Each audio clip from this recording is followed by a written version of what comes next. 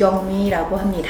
지구별 가게 함께하는 그날 협동조합을 운영하고 있습니다. 지구를 위해서는 별별 걸 다 만들고 있고요. 재봉으로 예전에 할머니들이 쓰시던 물건들을 많이 만들고 있습니다.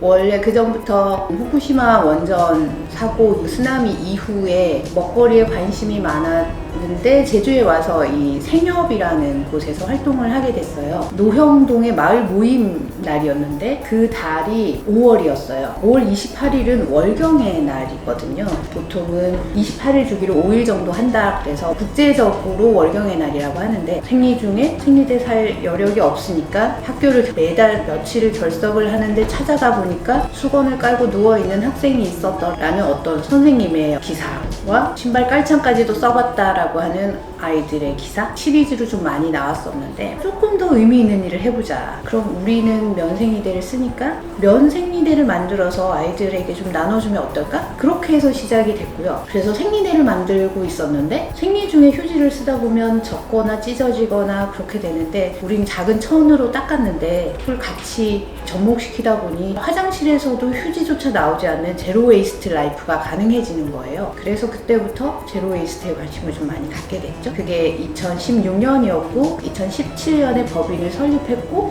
2018년도에 여기 오픈을 했고요.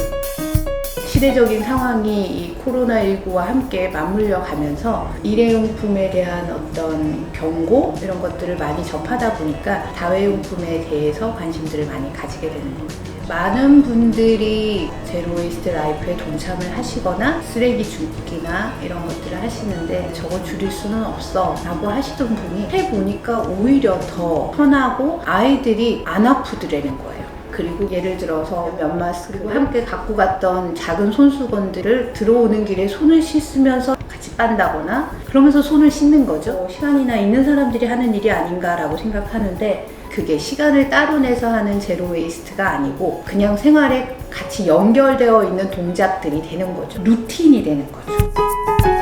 저도 사실은 플라스틱 안 보고 살고 싶어서 욕실에 조금 남아있는 샴푸통 버리고 싶은데 안 보고 살고 싶다라는 마음에서 완전히 확 다 바꾸고 싶은 욕심들이 있지 않을까? 근데 저는 그래요. 있는 것들은 최대한 잘 쓰고 그리고 플라스틱이어도 그게 다회용으로 필요한 것들이니까 계속 쓰시고 그 다음에 선택의 기회가 왔을 때는 다시 한번 이 아이가 지속 가능한지 혹은 차후에는 사라지는 어떤 재질로 만들었는지를 알아본 후에 구매하시라라고 얘기하죠. 그리고 많이 사시지 마시라. 제가 시간이 돼서 매장에 가끔 손님들을 맞을 때 이거 어디에 쓸 건지를 계속 물어요.